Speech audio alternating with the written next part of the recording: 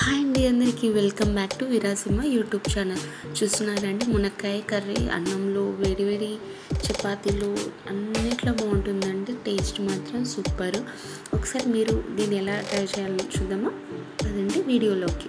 First ఒక bowl పెట్టుకుని దాంట్లో చెక్క, యాలక్కాయ, లవంగాలు అవి కొద్దిగా వేగిన తర్వాత దాంట్లో పల్లీలు, కొన్ని మిరియాలు అవి కూడా కొద్దిగా వేగిన తర్వాత నువ్వులు ఇవన్నీ వేగిన తర్వాత ధనియాల పొడి ప్లేస్లో మీరు ధనియాలు వాడినా పర్వాలేదండి, కొబ్బరి పొడి ప్లేస్లో కొబ్బరి వాడినా పర్వాలేదు. అన్నీ మిక్సీకి వేస్తాం కాబట్టి ఇవన్నీ వేగిన తర్వాత మిక్సీ వేసి కొంచెం వాటర్ వేసి పక్కన పెట్టేసుకోండి. తర్వాత ఒక బౌల్ పెట్టుకుని దాంట్లో ఆయిల్ హీట్ అయిన తర్వాత ఆవాలు, జీలకర్ర, ఎండుమిరపకాయలు అవి కూడా వేసి కొద్దిగా వేగిన తర్వాత ఆనియన్స్ చాలా చిన్నగా చాప్ చేసినవి వేయండి. అవి కొంచెం బాగా కొద్దిగా కలర్ చేంజ్ అయిన తర్వాత అల్లం వెల్లుల్లి పేస్ట్, ఉప్పు, పసుపు అవి తర్వాత కారం అన్నీ వేసి కొంచెం కర్రీ బాగా ఉడికి ఆనియన్స్ అంతా ఫ్రై అయ్యి ఉప్పు, కారం అన్నిటికీ వాటికి సరిపోయేంత వరకు కాసేపు వేగనివ్వండి. ఆయిల్ సపరేట్ అయిన తర్వాత కొంచెం కొత్తిమీర అవన్నీ వేసిన తర్వాత కర్రీ బాగా మంచిగా ఉడికి అయిపోయిన తర్వాత దాంట్లో టమాటోస్ మీకు చిన్నగా కట్ చేసినా పర్వాలేదు, లేకపోతే టమాటో ఒకసారి మిక్సీ వేసి బ్లెండ్ చేసి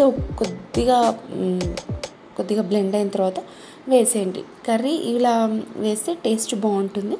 తర్వాత మునక్కాయలు చూసారా, ఇలా చిన్నగా కట్ చేసి పెట్టుకున్నవి పైన పొట్టు తీసేసి వేయండి. వేసిన తర్వాత మునక్కాయలకు ఆ కర్రీ అంతా పట్టి ఉప్పు, కారం అంతా పట్టేంత వరకు వెయిట్ చేసి, ఇక్కడ ఇలా ఉన్నా కూడా బాగుంటుందండి కర్రీ. మీకు కర్రీలా ఉంటే ఇలా బాగుంటుంది. కొద్దిగా గ్రేవీలాగా కావాలంటే ఈ మసాలా పేస్ట్ వేయండి.